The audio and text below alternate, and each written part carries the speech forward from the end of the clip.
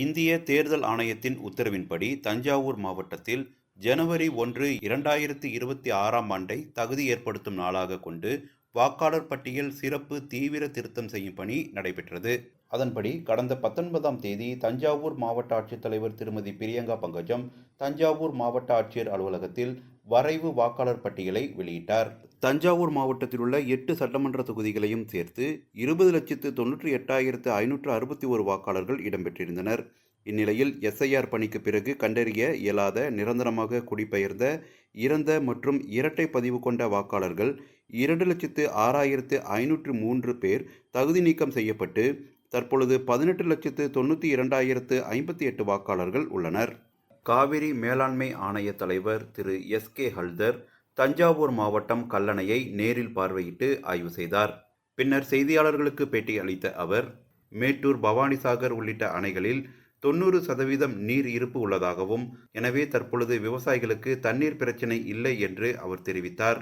தஞ்சாவூர் மாவட்டம் திருப்பனந்தாள் ஊராட்சி ஒன்றியம், இடையநல்லூர், திரிலோகி, நெய்க்குப்பை, கோவில் ராமபுரம், மானம்பாடி, சோழன் மாளிகை, சுந்தர பெருமாள் கோவில் உள்ளிட்ட ஊராட்சிகளில் கட்டப்பட்டுள்ள புதிய அங்கன்வாடி கட்டிடங்கள், கூத்தனூர் ஊராட்சியில் ரூபாய் 31 லட்சம் மதிப்பீட்டில் கட்டப்பட்டுள்ள புதிய ஊராட்சி மன்ற அலுவலகம் என 2,21,54,000 மதிப்பீட்டில் 12 பல்வேறு புதிய கட்டிடங்களை தமிழக உயர்கல்வித்துறை அமைச்சர் திரு கோவி செழியன் மக்கள் பயன்பாட்டிற்காக திறந்து வைத்தார்.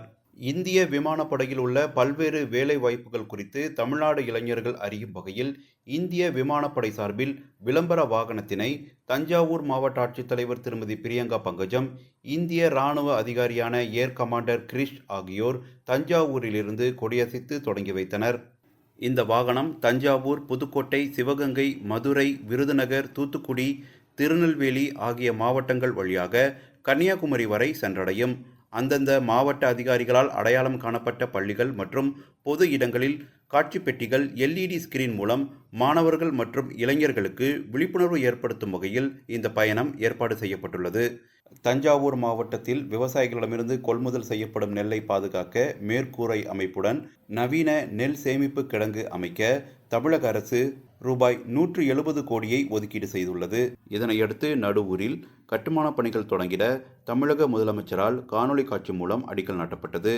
தஞ்சாவூர் மாவட்டம் தென்னங்குடி கிராமத்தில் மக்களை தேடி மருத்துவம் திட்டத்தின் கீழ் 2,50,00,000வது பயனாளிக்கு மருந்து பெட்டகத்தினை தமிழக மக்கள் நல்வாழ்வுத்துறை அமைச்சர் திரு மா. சுப்பிரமணியன் வழங்கினார். பின்னர் செய்தியாளர்களுக்கு பேட்டியளித்த அவர், தமிழகத்தில் டெங்கு பாதிப்பு வராமல் இருப்பதற்கும், வந்தால் உடனடியாக நோயை போக்குவதற்கும் தமிழக அரசு தீவிர நடவடிக்கை எடுத்து வருவதாக அவர் கூறினார். அரசு மற்றும் அரசு உதவி பெறும் கல்வி நிறுவனங்கள் மற்றும் தனியார் தொழில் கல்லூரிகளில் அரசு ஒதுக்கீட்டின் கீழ் பயிலும் மாணவ மாணவியருக்கு பிரதம மந்திரி பள்ளி மேற்படிப்பு கல்வி உதவித்தொகை திட்டம் செயல்படுத்தப்பட்டு வருகிறது. 2025-26ஆம் கல்வியாண்டில் கல்வி உதவித்தொகை திட்டத்திற்கு மாணவ மாணவியருக்கு கல்லூரி மூலம் வழங்கப்பட்டுள்ள யூனிவர்சிட்டி மேனேஜ்மெண்ட் இன்ஃபர்மேஷன் சிஸ்டம் எண் மூலம் இணையதளம் மூலம் விண்ணப்பங்கள் பெறப்பட்டு வருகிறது. இது தொடர்பாக கல்வி உதவித்தொகை தொடர்பான சந்தேகங்களுக்கு தஞ்சாவூர் மாவட்ட ஆட்சியர் அலுவலக வளாகத்தில் உள்ள மாவட்ட பிற்படுத்தப்பட்டோர் மற்றும் சிறுபான்மையினர் நல அலுவலரை அலுவலக நேரங்களில் அணுகி விவரங்களை பெற்றுக்கொள்ளலாம் என தஞ்சாவூர் மாவட்ட ஆட்சித்தலைவர் திருமதி பிரியங்கா பங்கஜம் தெரிவித்துள்ளார்.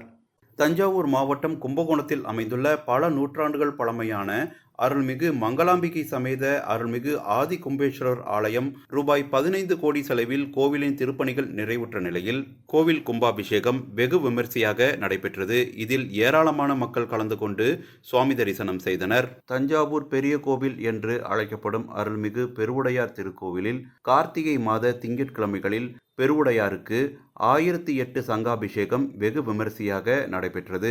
இதில் ஏராளமான மக்கள் கலந்து கொண்டு சுவாமி தரிசனம் செய்தனர்.